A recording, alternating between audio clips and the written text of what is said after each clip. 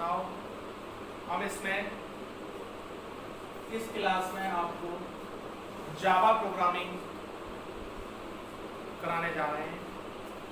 उसका एक टॉपिक होता है इनहेरिटेंस, जो कि इस वीडियो में इनहेरिटेंस के कंसेप्ट को कवर करेंगे। इनहेरिटेंस होता क्या है, तो आप सभी एक शॉर्ट ओवरव्यू दे देता हूँ कि जावा है क्या। Java is a pure object oriented programming language invented by James गॉसलिन in 1991 by Sun Microsyft. Actually,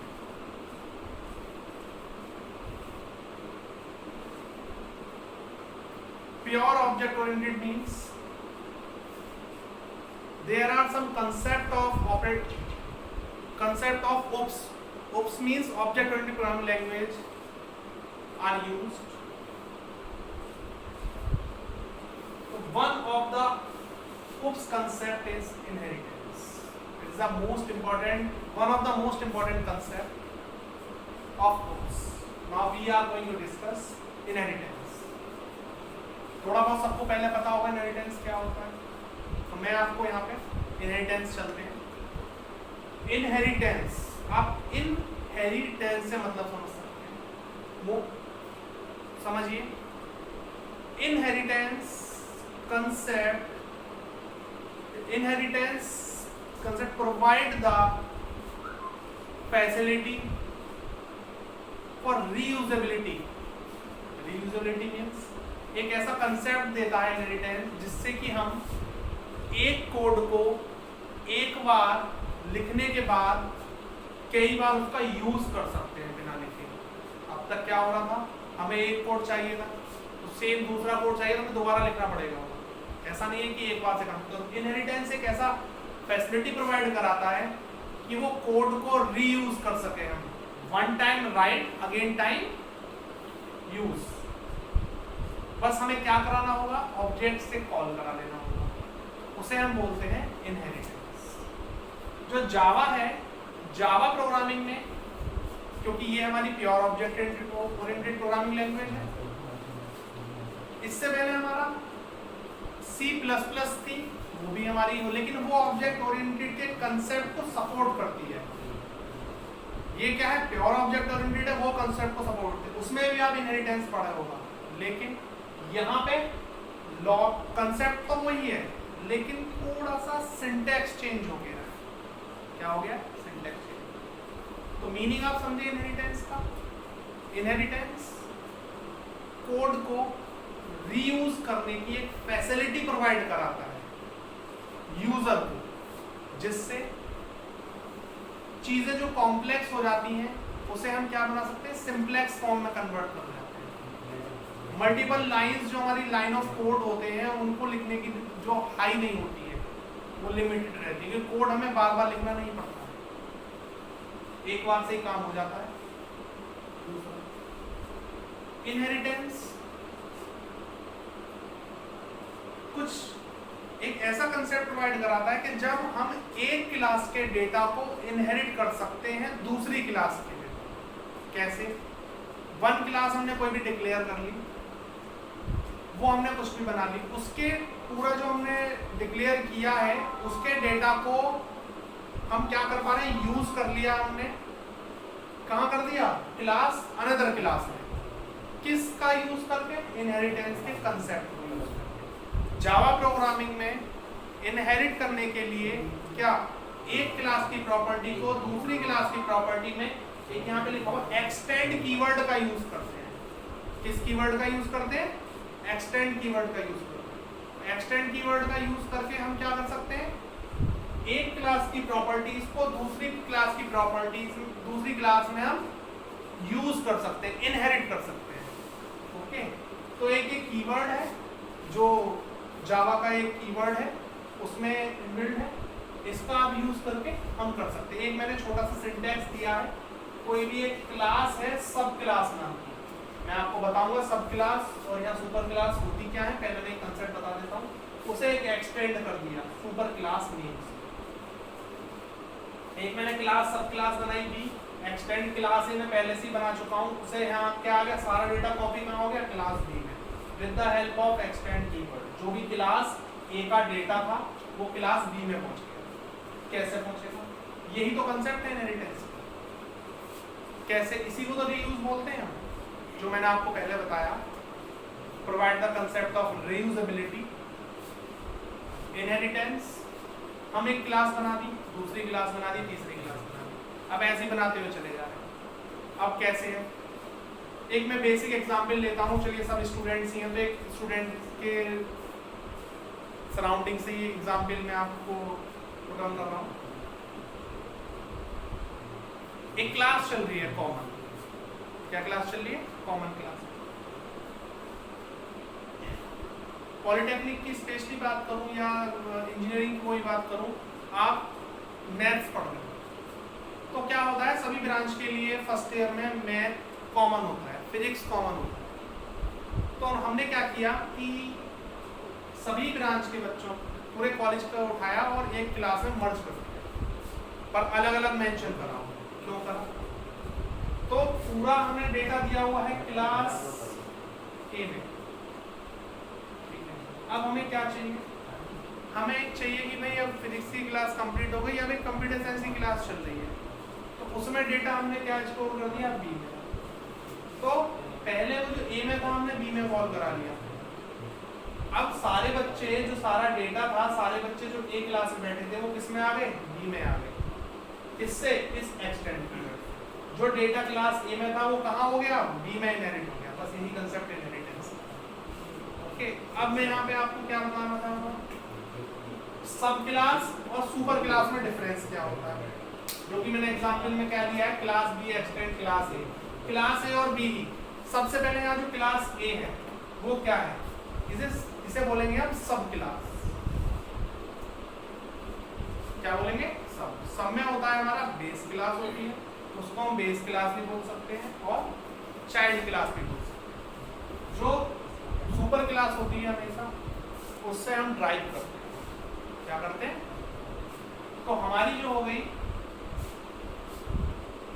B, यहाँ पे क्या हो गई? ड्राइव क्लास हो गई, और ए यहाँ पे हो गई बेस क्लास। यहाँ पे हमने क्या बताया? इस तरीके से। तो ये होता है हमारा सुपर क्लास और बेस क्लास का कंसेप्ट। दूसरा देखिए आप, बेस क्लास को ही हम क्या बोल सकते हैं? चाइल्ड क्लास बोल सकते हैं, और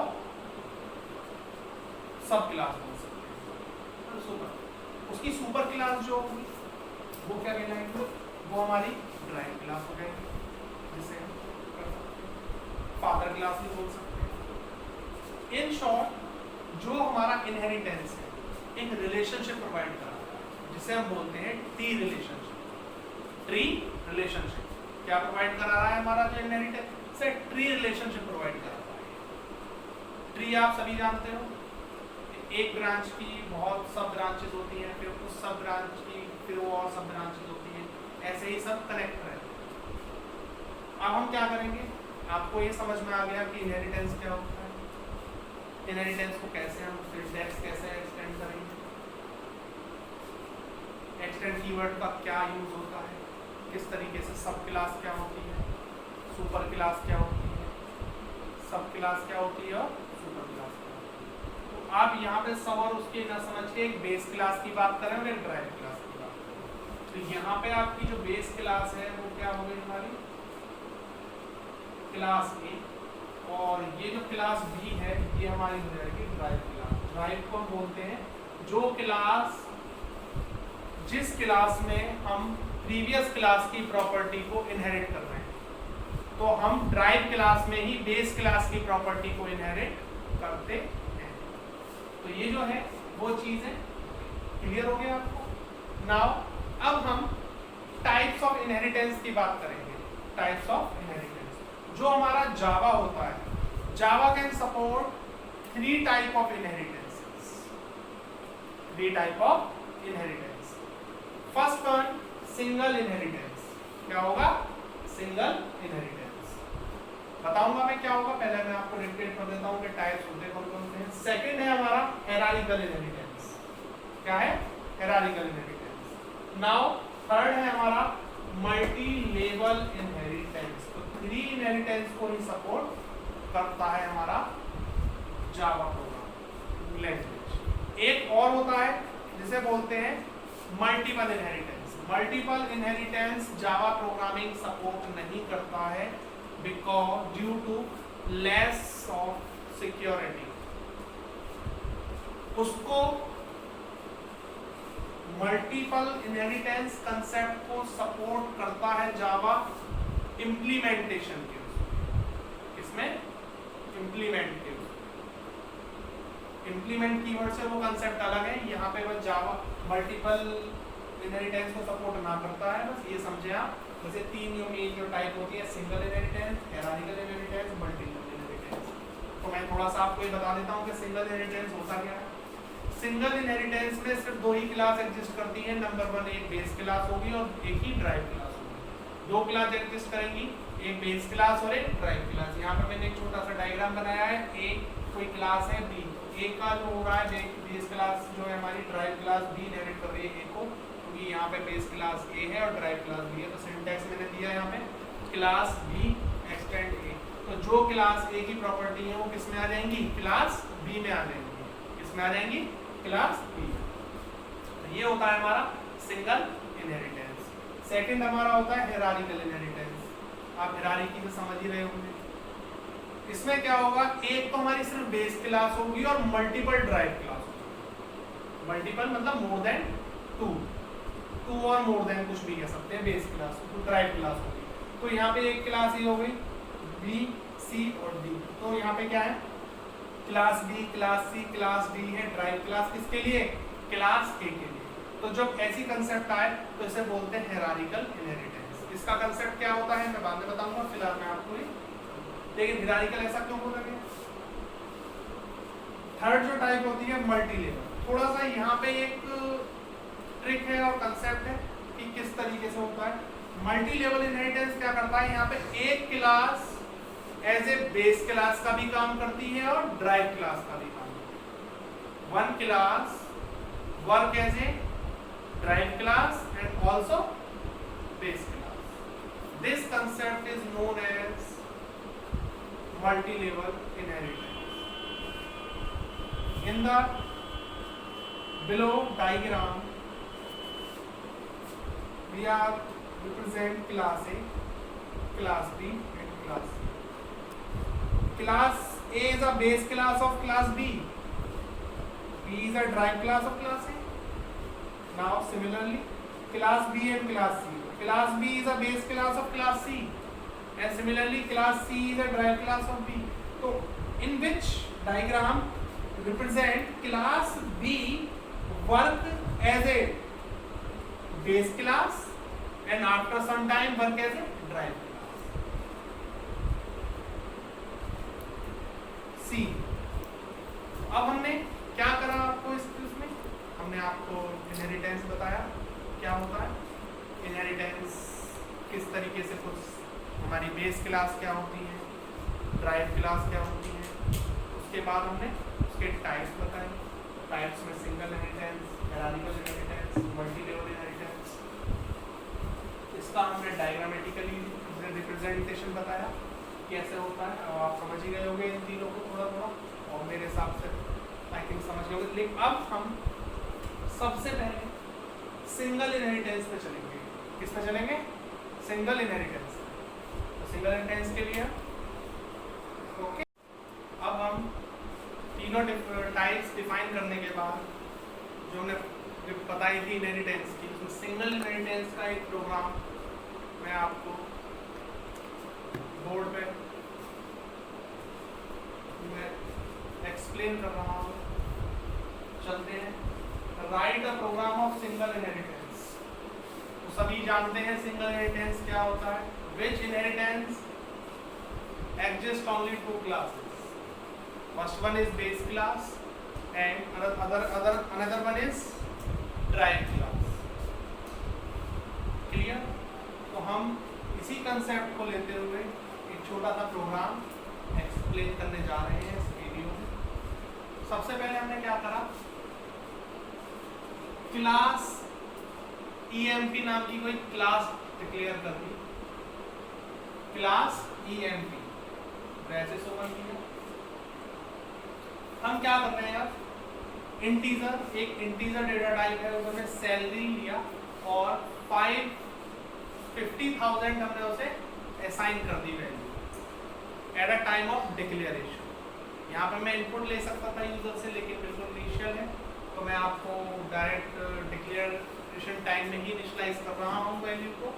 नेक्स्ट वीडियो में मैं आपको इनपुट ले लूँगा यूजर से।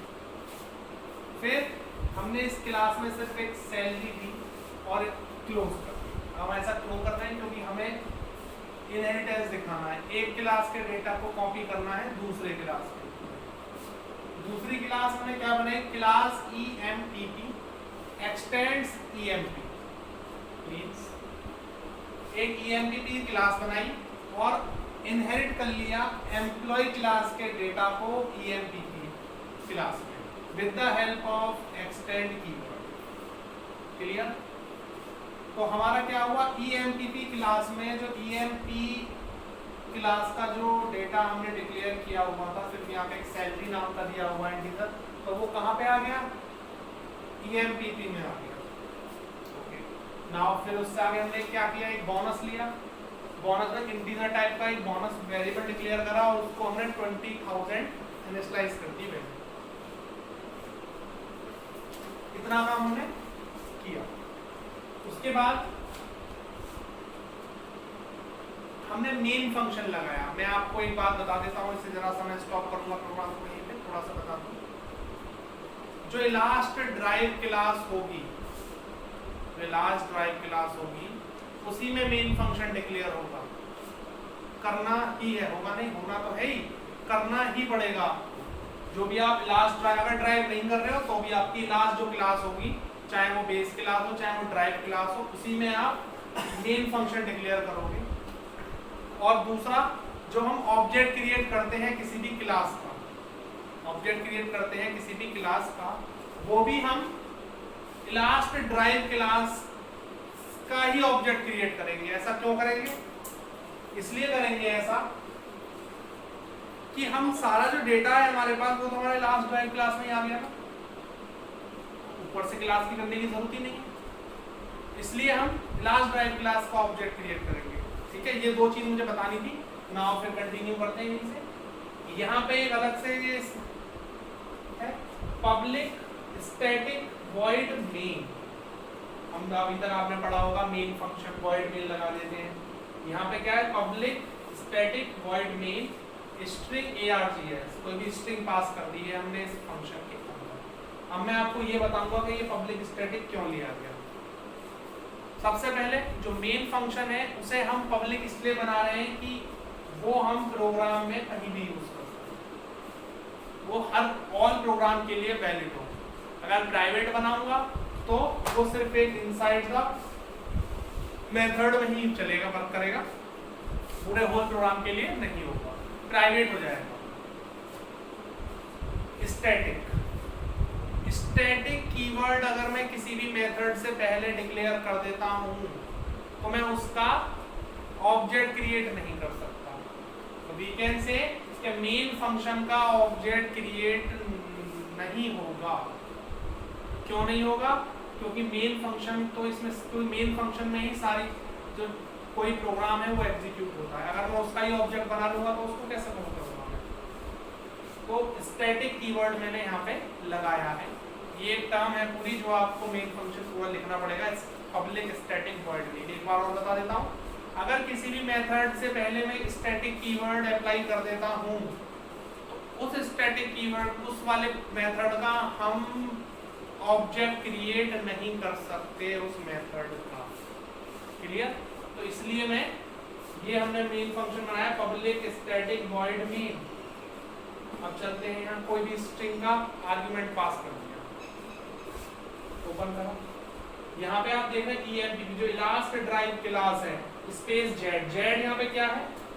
जो ये जेड है क्या है? ये ऑब्जेक्ट। क्या है ये? ऑब्जेक्ट है किस क्लास का? EMPP, मतलब लास्ट ड्राइव क्लास का। Is equal to new of EMP। New word क्या है? ये एक हमारा कीवर्ड है जो किसी भी न्यू वैल्यू को इनिशियलाइज करने के लिए लगाते हैं। EMP नाम का जो भी न्यू है वो हमारा जेड जो बन गया, ये क्या बन गया, ऑब्जेक्ट क्रिएट हो गया, इसका EMP क्लास था। इस ऑब्जेक्ट से ही हम क्या कर पाएंगे, कॉल करा लेंगे किसको, एक मेथड्स को, अगर कोई मेथड इसमें है या कोई भी क्लास है। हमने क्या करा, एक इंटीजर नाम का ग्रॉस सैलरी जी सैलरी नाम से ले लिया, तो 0 से इनिशियलाइज कर दिया और इन दोनों को ऐड कर दिया। इसे ऐड करा हमने G bonus dot J dot salary, तो जे सैलरी कहाँ, यहीं पे आ गई, तो EMP नाम से लगाया था, सैलरी में जो आया वो प्लस हो जाएगा। जे डॉट, अब जे क्यों लगाया हमने, ऑब्जेक्ट, और डॉट प्रोडक्ट और डॉट जो ऑपरेटर होता है वो क्या करता है, ऑब्जेक्ट को मर्ज कर देता है किसी पर्टिकुलर वेरिएबल के साथ। तो जो प्रॉपर्टी एक्सिस करेगा, सैलरी और वेरिएबल की जो प्रॉपर्टी एक्सिस करेगा पर्टिकुलर ऑब्जेक्ट, वो किसके थ्रू करेगा, इस डॉट ऑपरेटर के थ्रू। तो दोनों को ऐड कर दिया, तो जी सैलरी में जो भी आया अब हमने प्रिंट करना है। अभी तक आपने जावा में आपको समझ में आ गया होगा system dot out dot print LN का क्या मतलब होता है। चलो मैं बता देता हूँ सिंपल। अगर हम पहले चले कुछ प्रीवियस लैंग्वेजेस में, तो हमने सी में प्रिंट एफ के लिए यूज करते थे, C++ में सी आउट यूज करते थे, बट यहाँ पे हम क्या करेंगे, system dot out dot print और प्रिंट एलएन, नेक्स्ट लाइन और सेम लाइन के लिए। तो ये एक पूरा है, इसका कैसे, इसको मैं डिफाइन कर देता हूँ आपको। यहाँ पे एक सिस्टम जो है ये क्या है, सिस्टम एक इंटरफेस, आउट क्या है, या दूसरी चीज से समझे आप, सिस्टम इज अ क्लास। क्या है, सिस्टम नाम की क्लास है, उसमें आउट नाम का कोई मेथड डिक्लेयर है। क्या है, मेथड, और उस मेथड में क्या है, एक फंक्शन है हमारा प्रिंट एलएन। क्लियर, समझे नहीं समझे? चलिए मैं एक तरह से और बता देता हूं आपको। System dot out dot print LN को दूसरी तरीके से ये समझ सकते हैं, सिस्टम कुछ प्री डिफाइंड एक हमारा क्या है, इंटरफेस है। इंटरफेस आप समझो हेडर फाइल नहीं। आउट क्या है, एक क्लास है आउट नाम की, और उस क्लास में प्रिंट एलएन जो दिया हुआ है एक मेथड है, जो इसका काम डॉट ऑपरेटर से तीनों की एक्सेस कर रहा है प्रॉपर्टी, सिस्टम आउट की भी कर रहा है और आउट प्रिंट एलएन की कर रहा है।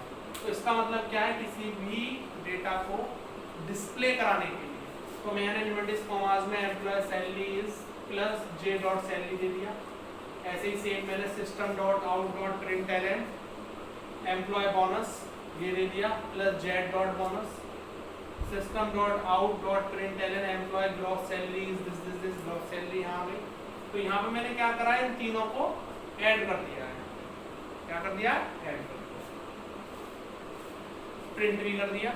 अब मुझे क्या करना है, इसका आउटपुट। तो बहुत इजी है, किसी भी प्रोग्राम को करने के लिए मैंने आपको ड्राई रन बता दिया करके। अब यहाँ मुझे आउटपुट भी जरूरी है। तो आप सब समझते हैं कि आउटपुट जो होता है वो प्रिंट जिसको हम कर देते हैं वो हो जाता है।